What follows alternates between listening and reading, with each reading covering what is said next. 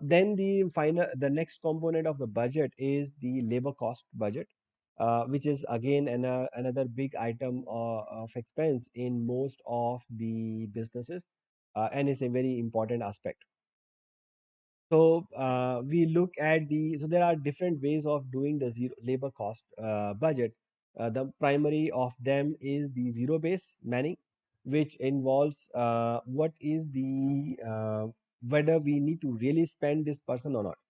It doesn't mean that since we have these peoples, we just have to continue to use them in the same department. Do we really? So what the zero base require is that they requires to evaluate in the new business situation, in the new current environment. Do we really need these peoples, or can we use them somewhere else? So for example, now with the hospitality, we used to have salespeople who were taking care of travel agent business. Now we know that travel agents are closed. So what do we do with these two people? Where we had a choice. Either we fire them, and then because we don't need them anymore, which many of the businesses are doing. The other option is we focus on something else. So we are focusing on wedding sales, but we don't have the wedding salespeople because that's a new market segment we are going to try. So what we do, so instead of hiring a new person, we retrained or reskilled our peoples from travel agent sales to wedding sales.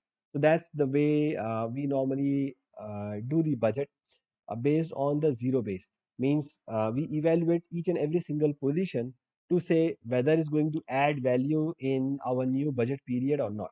Then the second portion of the labor cost is the cyclical business. Since the business now is very much influenced by the coronavirus situation in the country, the lockdowns, the pandemic in the other countries where we may have a business relationship with, and within the domestic business, for example, like hotel business, travel agent business, or travel business is mostly cyclical because it's weekend business. Many people are going over the weekends only. During the weekday they don't go anywhere, right? They are working from the home most of the time, so that's why there's a less business travel involved. So means that we may be busier on certain times, and we may not be very busy on certain times. So normally we look at what is the cyclical pattern of the business, and then whether we can hire like temporary peoples or day wages to support our business. Then we also have to look at salary increment assumptions, whether we are going to increase the salary or not, whether we are bound to increase by the inflation in the country, or there is a government regulation to increase the salaries. What are the regulations related with the social security or with the bonuses? So we have to look at those assumptions carefully, whether we are able to increase or not, right? Then what are the promotional plans?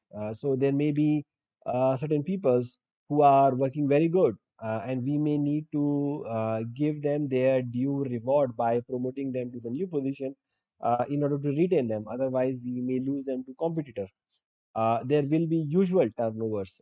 Peoples may get sick, peoples may leave to other companies, people may change their interest. So we have to factor in for the turnover, employee turnover, because sometimes the employee turnover cost a lot of money in terms of recruitment expenses, and also the retraining, orientation expenses, new uniforms, new systems.